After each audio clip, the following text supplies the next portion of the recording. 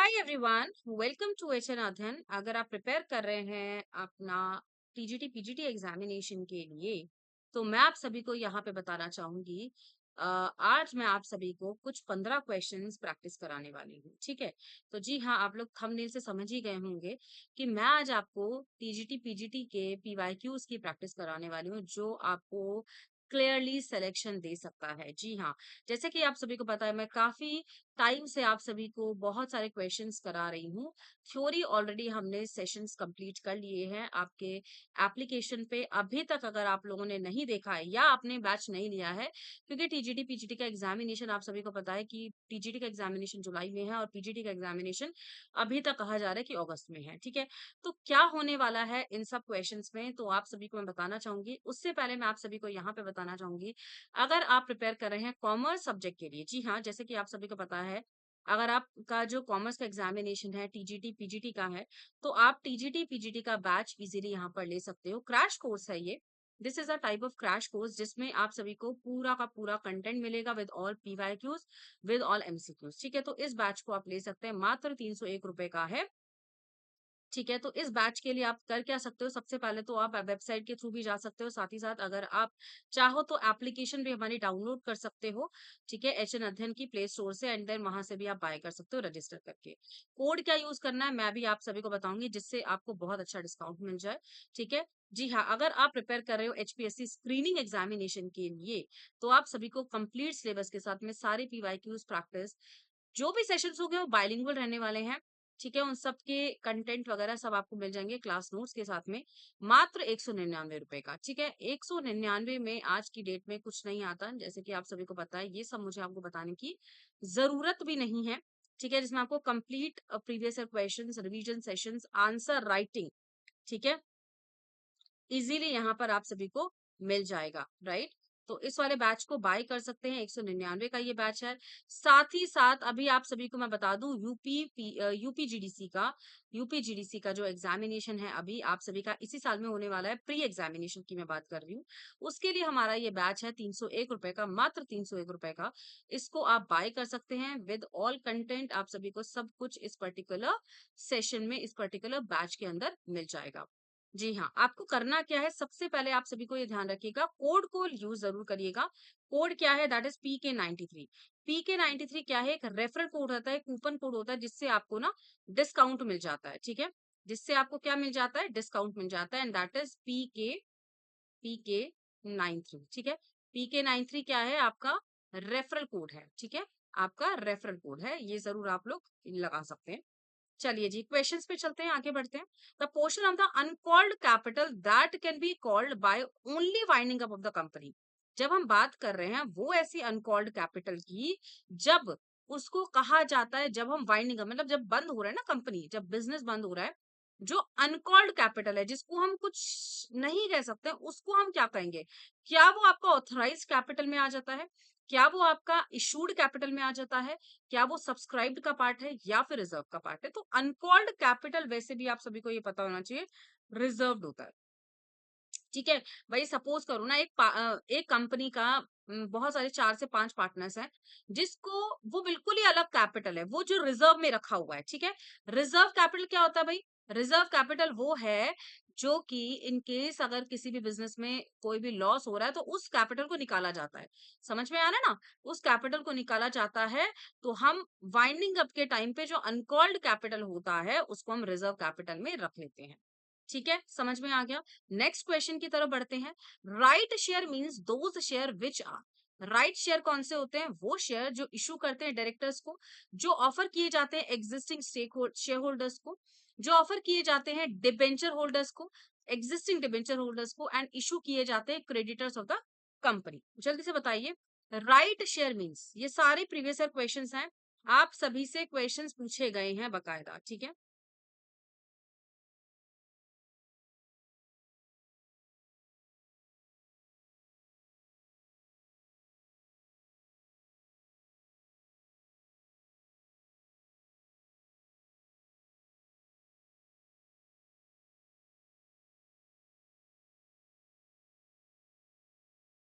बताइए। जी हाँ, अगर मैं बात करती हूँ राइट शेयर की बात करते हैं तो एग्जिस्टिंग शेयर होल्डर्स हो जो होते हैं ना, जो भी एग्जिस्टिंग शेयर होल्डर्स हैं उनको वो शेयर मिलता है। मतलब कि ये राइट शेयर वो हैं, वो राइट शेयर हैं जो एग्जिस्टिंग शेयर होल्डर्स है। सिंपल सी बात है यार, पार्टनर्स है, पार्टनर्स अगर 5 है तो राइट शेयर किसका पार्ट है? वो जो एग्जिस्टिंग शेयर होल्डर्स है जो हैं उसमें ऑलरेडी, उसमें उनको ही मिलेगा ना, ठीक है? उनको ही मिलेगा। समझ में आया? According to section 62 one of the companies act, ये डील करता है आपका राइट इशू। समझ में आ गया? वो कहता है राइट इशू। चलिए, securities premium can be used by the company for, securities premium जो होता है वो यूज किया जाता है कंपनी के लिए, कंपनी के बेसिस पे for issuing fully paid bonus to its members. मतलब कंपनी तब प्रीमियम को शेयर करती है या यूज करती है जब वो फुली पे करना चाहे, जब वो इश्यू करना चाहती है फुली पेड बोनस शेयर को, तो सभी मेंबर्स को। Redemption of the preferential shares, payment of the dividend on the shares and none of above. तो सिक्योरिटीज प्रीमियम कब यूज होता है कंपनी में? तो जैसे कि आप सभी को पता है, जब फुली पेड बोनस इशू करने की बात आती है तो सिक्योरिटीज प्रीमियम को यूज किया जाता है according to section 52 of companies act 2013। समझ में आ गया? सेक्शन 52 में ये कहा गया है जो बैलेंस ऑफ सिक्योरिटीज प्रीमियम है वो अलग अलग पर्पस के लिए यूज किया जाता है for the fully payment bonus share. जब हमें फुली पेड बोनस शेयर को पे करना पड़ेगा तब प्रीमियम दिया जाएगा कंपनी को, ठीक है? Writing of pre preliminary expenses, जो भी प्रिलिमिनरी पहले एक्सपेंसेस हैं उनको यहाँ पर राइटिंग ऑफ के लिए सिक्योरिटीज प्रीमियम को यूज किया जाता है। Payment of the premium on redemption, ठीक है? रिडम्पशन के टाइम पे प्रीमियम को जो पेमेंट किया जाता है वो आपका सिक्योरिटीज में आ जाता है। और आ जाता है आपका discount on issue of the share, जब हम डिस्काउंट पे ले रहे हैं ना, इशू कर रहे हैं शेयर्स को, तो उसके केस में हम प्रीमियम को यूज करते हैं, सिक्योरिटीज प्रीमियम को यूज करते हैं।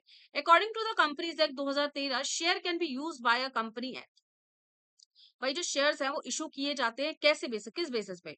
पार, डिस्काउंट, पार और प्रीमियम या प्रीमियम। तो जब आप कंपनीज एक्ट 2013 के बारे में बात करेंगे ना, तो शेयर्स जो रहेंगे वो आपके किस पे बेस होते हैं? पार और प्रीमियम। भाई पार पे भी हो सकते हैं, एट पार पे भी हो सकते हैं, प्रीमियम पे भी हो सकते हैं। According to the companies act 2013, जो कंपनी होती है वो इशू करती है शेयर्स एंड डिबेंचर्स को at par value and also at a premium value, ठीक है? Section 53 of companies act 2013, section 53 में कहा गया है, ये कहा गया है कि जो इश्यू ऑफ शेयर्स होंगे ना वो प्रिवेंट किए जाएंगे, वो हटाए जाएंगे डिस्काउंट में। भाई डिस्काउंट में नहीं होते हैं, ये चीज ध्यान रखना। कंपनी शेयर में बोला गया है जो इशू करेंगे कंपनी शेयर्स को तो वो डिस्काउंट में नहीं होंगे। अकॉर्डिंग टू सेक्शन 54 में, no other shares except equity share, ठीक है? Switch equity shares can be issued at discount. किसी भी अदर शेयर्स को यहाँ पर ये नहीं लेते हैं, सिर्फ और सिर्फ इक्विटी शेयर, जो स्विच इक्विटी शेयर्स है उसको यहाँ पर डिस्काउंट में लिया जा सकता है अकॉर्डिंग टू सेक्शन 54। समझ में आ गया ना? Securities premium is what? Security premium क्या है? कैपिटल रिसिप्ट है, रेवेन्यू रिसिप्ट है, पर्सनल है या करंट लायबिलिटीज है? अगर मैं सिक्योरिटीज प्रीमियम की बात करती हूँ तो ये कैपिटल रिसिप्ट के अंदर आ जाता है क्योंकि ये कैपिटल गेन है। यार प्रीमियम क्या होता है? कैपिटल गेन ही हो जाएगा ना। वो अमाउंट जो रिसीव किया जा रहा है when the shares are issued at more than the face value, face value से ज्यादा जब इशू किया जा रहा है वो क्या हो जाता है? वो आपका प्रीमियम कहलाया जाता है, ठीक है? वो आपका प्रीमियम कहलाया जाता है। और लॉन्ग टर्म बेसिस पे भी जो भी आपको रिटर्न्स मिल रहा है वो आपका भी यहाँ पर क्या कहलाया जाता है? कैपिटल रिसिप्ट के अंदर आ जाएगा, सिक्योरिटीज प्रीमियम के अंदर आ जाएगा। Excess of the face value over issue price of a share is called, excess of the face value over issue price of the share is called profit, discount, loss या securities premium। yes, excess of the face value over issue of the shares is known as, जब हम access face value की बात करते हैं, जब face value से ज्यादा हमें मिल जाता है, ठीक है, तो वो डिस्काउंट में चला जाता है। क्या हो जाता है? डिस्काउंट में चला जाता है। जब इशू किए जाते हैं shares at less than the face value, then they can be said as a issued at discount. उसको हम क्या कहते हैं? Issued at discount. समझ में आ गया ना?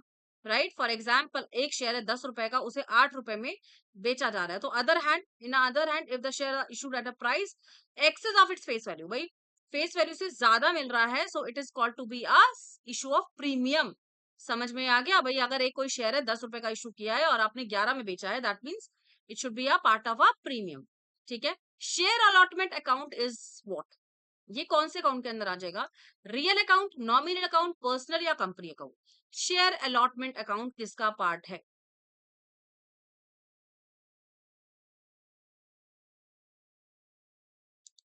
रियल, नॉमिनल, पर्सनल या company.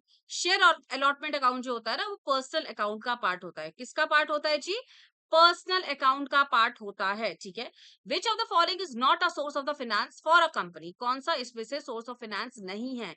Equity, preferential, fixed assets या डिबेंचर। तो आप सभी को पता है सोर्स ऑफ फाइनेंसेस, अगर आप लोगों ने पढ़ा होगा, ऑलरेडी मैंने सेशन लिया भी हुआ है, तो इक्विटी हो जाता है, प्रेफरेंशियल हो जाता है, डिबेंचर्स हो जाता है, ठीक है, लीज्ड फाइनेंस हो जाता है, ठीक है। ये सब क्या है? ये सब आपके सोर्सेज ऑफ फाइनेंसेस है। लेकिन अगर मैं फिक्स्ड एसेट्स की बात करती हूँ, सो it is not a part of financing, ठीक है, फाइनेंसिंग का पार्ट नहीं है, राइट। और इक्विटी शेयर होल्डर्स आर, सभी इक्विटी शेयर होल्डर्स क्या है? सारे रिप्रेजेंटेटिव्स है कंपनी के, ओनर्स है कंपनी के, लेंडर है कंपनी के या कस्टमर्स है।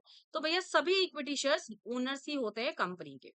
समझ में आ गया? सभी इक्विटी शेयर्स ओनर्स होते हैं कंपनी के। Registration of transfer of share is done. Registration जब हम करते हैं, जब हम ट्रांसफर कर रहे हैं शेयर्स को, ये किसका पार्ट है? इन द एजेंसी, एजेंसी के अंदर होना चाहिए, in the company, with the registrar of the company, ठीक है, या विद द सेंट्रल गवर्नमेंट। तो यहां पर आ जाएगा आपका इन द कंपनी, कंपनी के अंदर। क्या हो जाएगा? इन द कंपनी, ठीक है। अगर मैं एक न्यूमेरिकल क्वेश्चन आप सभी को दूं, टोटल एसेट्स दिया हुआ है 8 लाख, करंट लाइबिलिटीज दिया हुआ है 2 लाख, नंबर ऑफ शेयर दिया हुआ है 80,000 40,000 और फेस वैल्यू दिया हुआ है पर शेयर की 10 रुपए। So what will be the value of the share? क्या होगा इनमें से वैल्यू ऑफ द शेयर? कैसे आप लोग फाइंड आउट करोगे? तो वैसे तो आप सभी को मैं बताऊं, पर वैल्यू ऑफ शेयर 15 रुपए हो जाएगी। कैसे? अगर मैं वैल्यू ऑफ शेयर को निकाल रही हूँ, total assets, net assets divide by number of the asset, number of the shares. तो अब नेट एसेट्स का फॉर्मूला क्या होता है? Total asset minus current liabilities. Asset का फॉर्मूला क्या होता है यार? Current assets minus current liabilities. तो total assets minus current liabilities कर दो, divide by number of shares. Number of shares कितने हैं भाई? 40,000 है। 8 लाख को 2 लाख से कम कर दो, क्या हो गया? 6 लाख हो गया। 6 लाख को जरा 40,000 से डिवाइड कर दो, 15 हो गया ना। वैल्यू ऑफ द शेयर क्या हो जाएगा? 15 रुपए हो जाएगा, ठीक है, एक शेयर की cost. After the issue of the forfeiture share of the balance of share forfeited account will be transfer to share capital account, capital reserve account, general reserve account या नॉन। आफ्टर इशूइंग, रीशू के बाद जब हम reissue of the forfeiture shares की बात करते हैं, और जो बैलेंस है शेयर फॉरफीचर का, वो ट्रांसफर कहाँ किया जाता है? किस अकाउंट में ट्रांसफर किया जाता है? Share capital, capital reserve, general reserve या नन।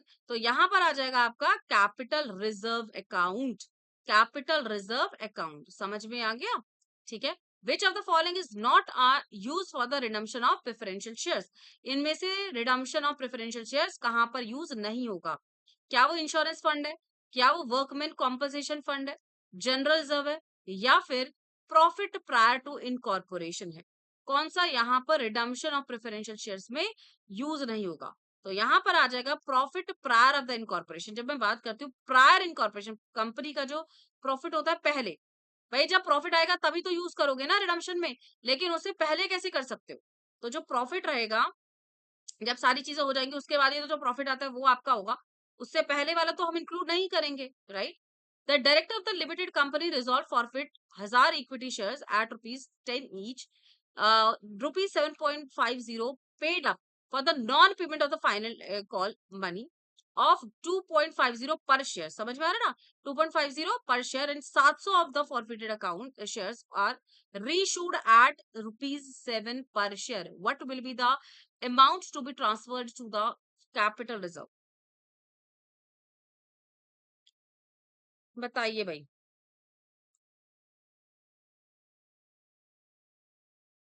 क्या हो जाएगा आंसर? थोड़ा सा न्यूमेरिकल पार्ट है, जरा देखो और बताओ मुझे फटाफट से।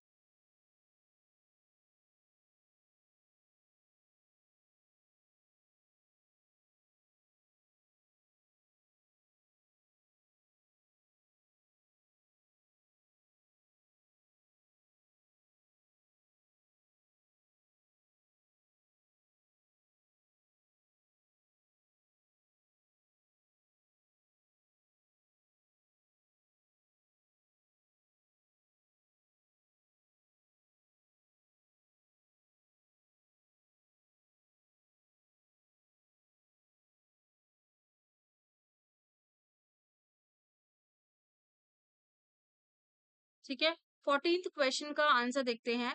आंसर नंबर डी हो जाएगा, that is 3150। Number of the shares forfeited 1000 रुपए है, फेस वैल्यू है 10 रुपए, पेड अप शेयर है 7.50, अनपेड शेयर है यहाँ पर 2.50 एंड नंबर ऑफ रीशूड है 700 रुपए। Amount transfer for the capital reserve, amount कितना ट्रांसफर होगा कैपिटल रिजर्व में? तो यहाँ पर अगर मैं फॉरफिटेड अकाउंट की बात करती हूँ, क्योंकि यहाँ पे पेड अप की बात की जा रही है, पेड अप शेयर पर शेयर कितना है 7.50, ठीक है। तो 7.50 को हम नंबर ऑफ शेयर से मल्टीप्लाई कर देंगे, तभी तो हमारा शेयर फॉरफिटेड अकाउंट आएगा, ठीक है। तो आ जाएगा 7500, ठीक है। अब बोला जा रहा है 700 शेयर है शेयर फॉरफिटेड अकाउंट में, 700 शेयर्स है, तो साढ़े 7,000 जो है, 750 सॉरी, इंटू 700 डिवाइड बाय 1000 करेंगे, तभी तो हमारा नंबर ऑफ शेयर्स पता चलेगा, क्योंकि देखो फॉरफिटेड शेयर्स टोटल 1000 है, ठीक है। यहाँ पर हमने फॉरफिटेड अकाउंट में कितने शेयर्स आए हैं वो हमने अमाउंट निकाल दिया है, और 700 तो नंबर ऑफ रीशूड वाले शेयर्स है। समझ में आ गया? तो 5250 आ गया। 5250 को अब हमने loss of reissue of 700 share, क्योंकि यहाँ पे क्वेश्चन में लिया हुआ था ना रीशू का है, ठीक है। Reissue of the forfeited share ये वाला दिया ना 7 रुपए का, 7 रुपए पर शेयर, ठीक है। तो 700 इंटू 3, 700 इंटू 3, क्योंकि अनपेड शेयर बोला है ना, 3 इसलिए ले लिया, 700 इंटू 3 इस तरीके से, राइट। अप्रोक्सीमेटली हमने यहाँ पर वैल्यू को ले लिया, तो ये क्या आ जाएगा? ये आ जाएगा कैपिटल अकाउंट। तो अब हम 5250 को माइनस करेंगे 2100 से, तो आपका जो एक्चुअल जो अमाउंट ट्रांसफर होगा कैपिटल रिजर्व में वो होगा 31,500, ठीक है, सॉरी 50, ठीक है। As per the section 55 of the companies act 2015, redemption of the preferential shares are made. जब हम सेक्शन नंबर 52 53 की बात करते हैं, सॉरी 55 की बात कर रहे हैं, तो कंपनीज एक्ट में redemption of the preferential share कैसे बनते हैं? Out of the profits available for the dividend from the issue of the new shares, partially from available profits and partially from the issue of the share, मतलब आधा profit available profit से होगा, आधा new share से होगा, या फिर सारे ऑप्शंस करेक्ट है। तो भैया पार्शियली प्रॉफिट से होगा, partially issue of new share से होगा। According to section 55 of companies act, redemption of the shares जो रहेगा वो किस तरीके से होता है? Out of the profit available from for the dividend, वो प्रॉफिट रहेगा जो, मतलब जो आउट ऑफ द प्रॉफिट है वो हम डिविडेंड में यूज करेंगे। Dividend is also a part of profit, ठीक है। डिविडेंड क्या होता है? प्रॉफिट ही फॉर्म में आता है। From the issue of the new shares, जब हम नए शेयर्स को इशू कर रहे हैं, या फिर हम अवेलेबल प्रॉफिट को थोड़ा सा ले रहे हैं, और जो हमारा न्यू शेयर्स है, न्यू शो है, उसको हम पार्शियली ले रहे हैं, ठीक है। तो मतलब पार्शियली ले रहे हैं, आधा आधा पार्ट ले रहे हैं दोनों का। So this is known as redemption of the preferential share as compared to the section 55 of Companies Act 2013। समझ में आ गया? ये 15 क्वेश्चंस हमने बहुत अच्छे से आज करे। होप आप सभी को बहुत अच्छे से क्लैरिटी के साथ में सारे कॉन्सेप्ट समझ में आ गए होंगे। इसी तरीके से मैं ऑल्टरनेट डेज में आप सभी के साथ में सेशंस ले रही हूँ। जरूर से जरूर इन क्वेश्चंस को अटेम्प्ट करें, क्योंकि कहीं ना कहीं ये बहुत ज्यादा हेल्प करने वाले हैं आप सभी को, बहुत ज्यादा, ठीक है। तो अगर आप कॉमर्स से हैं और अगर आप कोई भी बैच को परचेज करना चाहते हैं, किसी भी एग्जामिनेशन के लिए प्रिपेयर कर रहे हैं, तो आप सभी को मैं बताना चाहूंगी, आप सभी एग्जामिनेशन के लिए प्रिपेयर कर सकते हैं। एंड बेसिकली अगर मैं बात करूं किसी भी एग्जामिनेशन के लिए प्रिपेयर करने के लिए, तो आप यहाँ पे क्या ले सकते हो?